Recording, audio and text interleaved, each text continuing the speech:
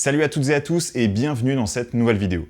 Aujourd'hui, on va parler chômage. On va voir comment est-ce qu'il est mesuré, est-ce qu'il baisse ou au contraire est-ce qu'il monte et pourquoi il faut toujours nuancer ces tendances. On verra également quelles sont les différences en fonction du sexe, de l'âge et en fin de vidéo, on évoquera les notions de halo du chômage et de sous-emploi. Mais avant de commencer, j'aimerais vous parler un instant de NordVPN avec qui je suis en partenariat depuis un petit bout de temps maintenant. Pour celles et ceux qui ne connaissent pas, NordVPN, c'est un logiciel que vous pouvez installer sur votre ordinateur ou sur votre smartphone et qui fait office, comme son nom l'indique, de VPN, mais qui depuis récemment propose aussi d'autres fonctionnalités, dont un gestionnaire de mots de passe, et c'est de ça dont je vais vous parler aujourd'hui. Alors je suis sûr qu'une bonne partie d'entre vous utilise le même mot de passe, ou le même à quelques petites choses près, sur les différents comptes que vous avez sur Internet. Et je ne vais pas vous blâmer, car je sais qu'utiliser des mots de passe sécurisés et très différents sur chaque compte, puis de s'en rappeler pour se connecter, c'est un véritable enfer. Mais le problème, c'est que si votre mot de passe se fait hacker par une personne mal intentionnée, potentiellement, elle va pouvoir se connecter à tous vos différents comptes sur Internet. Et pour pallier ce problème, NordVPN met à disposition un gestionnaire de mots de passe qui s'appelle NordPass. Avec NordPass, vous pouvez utiliser des mots de passe différents et sécurisés pour chacun des comptes que vous avez sur Internet. Et lorsque vous allez essayer de vous connecter à ce compte, NordPass va détecter le site sur lequel vous êtes, va trouver le mot de passe correspondant et va vous connecter. Donc vous n'aurez même plus à taper le mot de passe. C'est sécurisant et en plus, ça facilite la vie. NordPass est évidemment une fonctionnalité de l'écosystème NordVPN et je vous parlerai d'une autre la prochaine fois. Évidemment, avec mon lien, vous avez accès à une promotion, c'est 4 mois gratuits en plus d'un gros discount sur l'abonnement de 2 ans. Et surtout, gardez en tête que NordVPN est garanti 30 jours satisfaits ou remboursés. Donc vous ne perdez rien à au moins le tester. Et un grand merci à toutes celles et ceux qui testeront NordVPN parce que c'est le meilleur soutien que vous pouvez apporter à la chaîne. C'est ce genre de partenariat qui me permet de la rendre viable. Donc un grand merci et on enchaîne tout de suite avec le chômage. Pour cette vidéo, j'ai utilisé principalement deux sources de données, l'INSEE et Pôle emploi. Et les deux utilisent des méthodes différentes pour compter le chômage. Du côté de l'INSEE, on a des données du chômage au sens du BIT, le Bureau international du travail. Dans cette méthode, un chômeur est défini de la manière suivante. C'est une personne âgée de 15 ans ou plus, sans emploi durant une semaine donnée, donc la semaine de relevé des données, disponible pour travailler dans les 2 semaines et qui a effectué, au cours des 4 dernières semaines, une démarche active de recherche d'emploi ou a trouvé un emploi qui commence dans les 3 mois. Sachant qu'ici, une démarche active de recherche, ça peut être simplement demander à son entourage s'ils sont au courant d'emplois disponibles. Donc c'est très large. Et du côté de Pôle emploi, on va compter tout simplement les demandeurs d'emploi inscrits à Pôle emploi. Et ces demandeurs sont répartis en 5 catégories dont vous avez forcément déjà entendu parler. A, B, C, D et E. On va les détailler rapidement.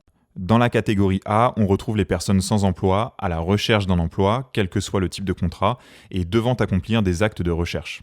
Dans la catégorie B, ce sont les personnes ayant travaillé 78 heures ou moins au cours du mois et devant accomplir des actes de recherche. Dans la C, on retrouve les personnes ayant travaillé plus de 78 heures au cours du mois, mais dans le cadre d'une activité réduite, et devant accomplir des actes de recherche. Dans la D, on a les demandeurs d'emploi non tenus de rechercher un emploi en raison d'un stage, d'une formation ou d'une maladie par exemple.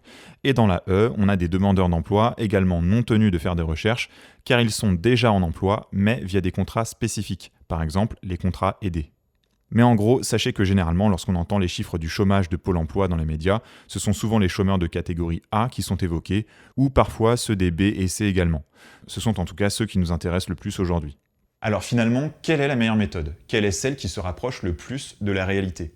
Eh bien, aucune des deux, ou les deux, ça dépend en fait de ce qu'on souhaite mesurer. Par exemple, les chiffres de Pôle emploi ne concernent que les personnes inscrites à Pôle emploi, et c'est normal. Mais il y a un certain nombre de personnes qui sont à la recherche d'un emploi sans y être inscrits. Ce biais est corrigé par l'INSEE.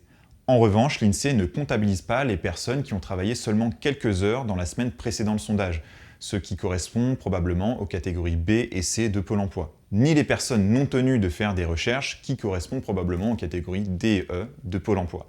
Ces profils sont en fait comptabilisés dans d'autres catégories de l'INSEE. Donc vous voyez que les données se croisent mais sont difficilement comparables, et pour cette vidéo, j'ai décidé d'utiliser les deux sources de données car je trouve qu'il y a des choses intéressantes à voir dans les deux, tout simplement. Maintenant qu'on a donné des définitions, attaquons dans le dur. On va commencer par regarder l'évolution du nombre d'inscrits à Pôle emploi entre 1996 et 2022 pour le total, pour chaque catégorie et pour le cumul des catégories A, B et C. Ce qu'on remarque d'emblée, c'est que la catégorie A est la plus représentée, de loin, suivie par la C et la B, les D et E fermant la marche. Ce qu'on remarque aussi, c'est que la crise de 2008 a eu un très fort impact sur ces chiffres, puisque vous le voyez, on note une augmentation constante jusque fin 2017 pour l'ensemble. Et également un pic au moment du Covid pour les chômeurs de catégorie A, tandis qu'on constate une baisse chez ceux de catégorie B et C, mais qui ont simplement été reportés sur la A. Après 2020, la courbe baisse fortement avant de connaître une petite hausse au troisième trimestre 2022 pour atteindre 5 883 000 inscrits à Pôle emploi, dont 2 946 100 de catégorie A en France métropolitaine. Voyons maintenant ce que donnent les chiffres de l'INSEE. Les dynamiques sont identiques jusqu'en 2015. À partir de là, la courbe de l'INSEE est à la baisse et on retrouve les mêmes phénomènes qu'avec les chiffres de Pôle emploi pendant et après le Covid, donc un pic puis une baisse. On a tendance à rapprocher les chiffres de l'INSEE avec la catégorie A de Pôle emploi, car les deux définitions semblent assez similaires, et on voit que la catégorie A baisse également, mais pas au même rythme. En réalité, une différence notable de méthodologie peut expliquer cet écart. Pour qu'un actif soit considéré comme chômeur par l'INSEE, il faut qu'il ait effectué des démarches de recherche. Or, dans le cadre de Pôle emploi, vous pouvez avoir des personnes qui ont simplement renouvelé leur inscription administrative récemment, et ça on le détaillera un peu plus tard, mais qui n'ont pas encore entamé de recherche, même si la catégorie A l'oblige. C'est une explication donnée à ces volumes plus élevés dans les chiffres de Pôle emploi. Et toutes ces personnes peuvent se retrouver dans une autre catégorie, moins connue, le halo du chômage, mais encore une fois, on détaillera ce cas en fin de vidéo. Voyons maintenant ce qu'il en est en termes de sexe et d'âge. Pour l'âge, on va plutôt s'appuyer sur les chiffres de l'INSEE parce que de nombreux jeunes sans emploi ne s'inscrivent pas à Pôle emploi parce qu'ils n'ont pas encore travaillé et ne peuvent donc pas bénéficier des indemnités chômage. Donc ils n'y voient tout simplement pas d'intérêt. Alors ici, ce qui est intéressant, c'est le pourcentage par tranche d'âge. Au premier trimestre 2022, l'INSEE nous dit que 16,3% des 15-24 ans sont au chômage, 6,6% des 25-49 ans et 5,6% des plus de 49 ans. Alors évidemment, ce qu'on note, c'est ce très fort taux chez les jeunes, et ce n'est pas un scoop malheureusement. Et je reprécise ici qu'on n'a pas 16,3% des Français de 15 à 24 ans qui sont au chômage.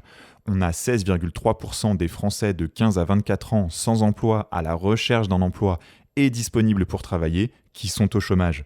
Donc on ne prend évidemment pas en compte les étudiants qui ne recherchent pas d'emploi. Ce 16,3% ne doit donc pas être minoré.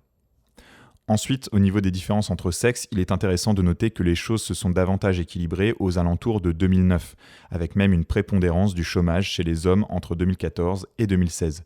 Et au premier trimestre 2022, les deux sont à égalité à 7,3%. On retourne maintenant du côté des données de Pôle emploi, car on peut y relever quelque chose de très intéressant, ce sont les motifs d'inscription.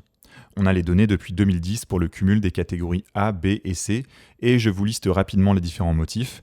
On a le licenciement économique, autre licenciement, démission, fin de contrat, fin de mission, première entrée sur le marché du travail, reprise de recherche après une période d'inactivité, rupture conventionnelle, réinscription rapide, ça c'est quand une personne a été radiée par exemple et se réinscrit aussitôt, autre motif et une catégorie indéterminée. Alors, ce qu'on peut voir déjà, c'est que la courbe pour la catégorie indéterminée s'effondre en 2016, tandis que surtout celle des reprises après inactivité et autres motifs monte d'un cran. Je n'ai pas vu de note méthodologique, mais on peut conclure à une modification des méthodes de catégorisation à ce moment-là, ce qui explique un transfert entre ces catégories. Sinon, ce qu'on remarque, c'est que ce sont les motifs fin de contrat, reprise après inactivité et réinscription rapide qui sont les motifs représentant le plus de volume. Et on remarque logiquement, au moment du début de la période de Covid, au second trimestre 2020, des pics sur les catégories fin de contrat et fin de mission. En revanche, on note des baisses sur les réinscriptions rapides et les reprises après inactivité notamment. Ce qui, au global, nous donne une baisse des inscriptions à Pôle emploi au moment du Covid. Alors ça peut paraître contre-intuitif, mais ce qu'il faut voir, ce sont également les chiffres de sortie de Pôle emploi. Et on note une grosse baisse à ce moment-là. Donc moins de gens qui s'inscrivent, mais encore moins de gens qui sortent du chômage. La différence entre les deux fait qu'on a bien évidemment une augmentation des chômeurs au deuxième trimestre 2020. Pôle emploi met également à disposition des données d'ancienneté, très importantes pour les catégories A, B, C toujours. Vous voyez sur ce graphique les inscrits depuis moins de 3 mois, 3 à 6 mois, 6 mois à 1 an, 1 à 2 ans, 2 à 3 ans et plus de 3 ans. Au premier trimestre 2022, les chômeurs depuis moins de 3 mois sont les plus nombreux, heureusement, et ceux de 2 à 3 ans les moins nombreux. Et malheureusement, on voit que les chômeurs de 3 ans ou plus, donc de très longue durée, approchent le million. Mais il faut noter que leur nombre diminue depuis le troisième trimestre 2021, ainsi que ceux de 2 à 3 ans. Alors, on est sur une chaîne qui s'appelle Le Monde en carte, donc il faut bien que je vous mette une carte à un moment. Donc voyons quelles sont les zones à fort taux de chômage. Ici, on retourne à des données de l'INSEE et le territoire est séparé en ce qu'on appelle des zones d'emploi. Donc ce ne sont pas des départements, pas des communautés d'agglos, c'est encore autre chose. L'INSEE les définit comme des espaces géographiques à l'intérieur desquels la plupart des actifs résident et travaillent, et dans lesquels les établissements peuvent trouver l'essentiel de la main-d'œuvre nécessaire. On a donc des zonages les plus pertinents possibles en fonction d'une activité économique locale. Il y a 302 zones d'emploi, hors Mayotte et la Guyane, et dans le top 10 des zones au plus fort taux de chômage, 9 se trouvent en Guadeloupe, à La Réunion et en Martinique. C'est important de le noter car les DROMCOM souffrent bien plus du chômage que la France métropolitaine. Et en France métropolitaine, justement, les zones les plus touchées vont se trouver dans le nord et le sud du territoire, notamment en Occitanie, avec les régions d'Agde, Alès ou encore Perpignan, et dans le nord avec Maubeuge, Valenciennes ou Calais par exemple. Toutes ces zones que je cite dépassent les 12% de chômage selon la méthode de l'INSEE, alors que la moyenne nationale est de 7,3% en 2021. Alors maintenant, intéressons-nous aux notions de halo du chômage et de sous-emploi. Car si la mesure du chômage est intéressante, elle est évidemment incomplète lorsqu'il s'agit de dresser un portrait de l'activité des Français. Commençons par le halo du chômage.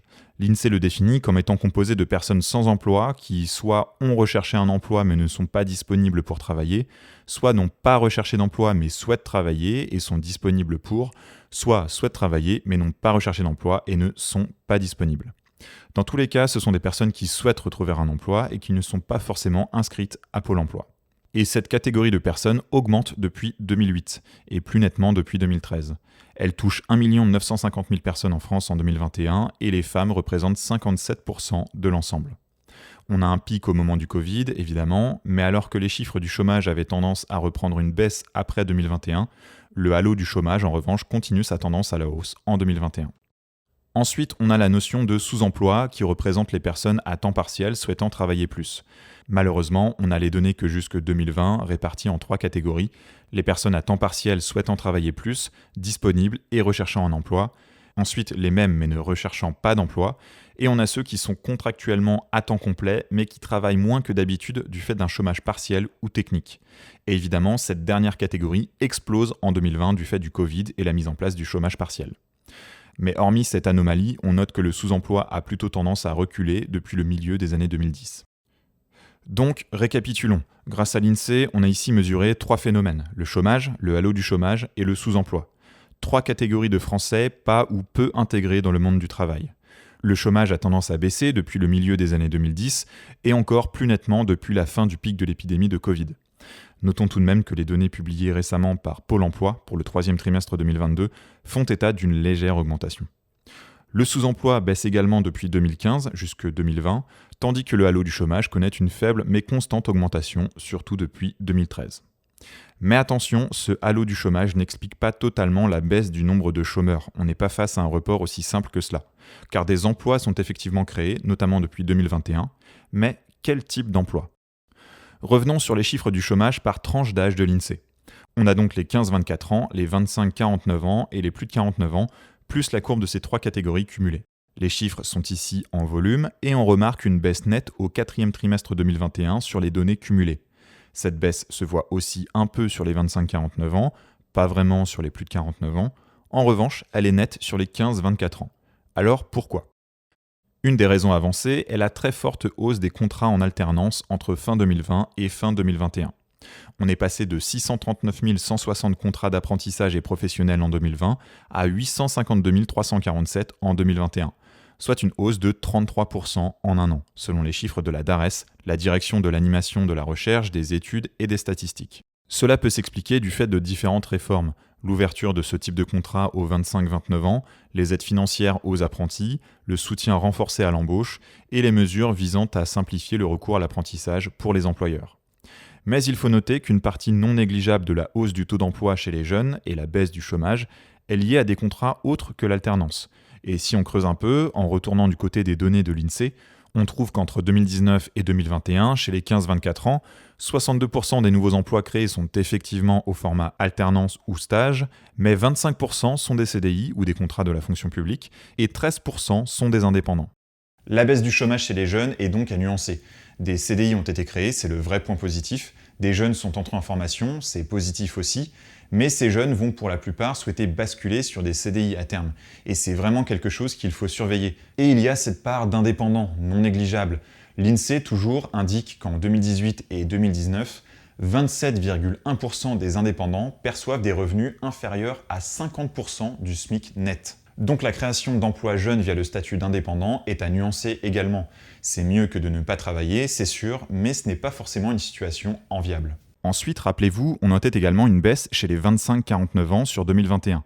Ce sont également les alternances et stages, CDI ou contrats de fonction publique, et indépendants qui sont les types d'emplois ayant connu des augmentations entre 2019 et 2021, représentant respectivement 27, 38 et 35% du total des nouveaux emplois. Donc un peu plus d'un quart d'alternants et stagiaires, et surtout plus d'un tiers d'indépendants, et même remarque ici sur la précarité des indépendants. Et concernant ces indépendants toujours, après avoir atteint leur plus bas en 2008 avec 10,7% du total des emplois, ils ont fortement augmenté ensuite, notamment entre 2009 et 2011, puis à nouveau depuis 2019 pour atteindre 12,6% en 2021. Vous voyez qu'il faut donc nuancer les variations du chômage, essayer de comprendre quelles en sont les causes. Et j'espère avoir apporté quelques éclaircissements. La fin du chômage n'est pas une fin en soi, finalement ce qui compte c'est le bien-être de chaque individu, mesurable par tout un tas d'indicateurs, et le chômage n'en est qu'un parmi beaucoup d'autres. Voilà, c'est tout pour cette vidéo, merci de l'avoir regardée jusqu'au bout, j'espère qu'elle vous a plu. Si c'est le cas, n'hésitez pas à m'aider à la mettre en avant en mettant un pouce ou un commentaire par exemple. N'hésitez pas non plus à vous abonner à la chaîne et à activer la cloche des notifications pour être prévenu quand je sors une nouvelle vidéo. C'est une par mois, donc vous ne serez pas submergé. Sinon, comme d'habitude, un énorme merci à tous les tipeurs qui me soutiennent financièrement sur Tipeee et Utip.